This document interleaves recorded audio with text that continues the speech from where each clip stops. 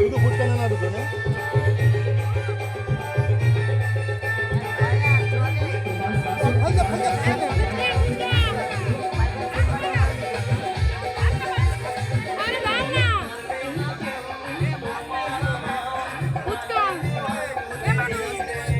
আলু মাখায় লঙ্কা দিয়ে একটু পরে খা।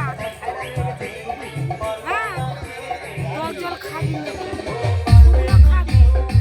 দাঁড়া মা ফুচকা খাচ্ছি একটু ভিডিও করি।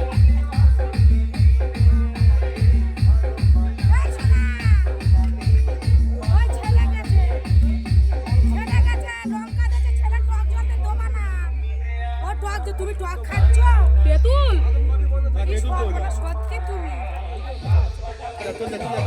সবাই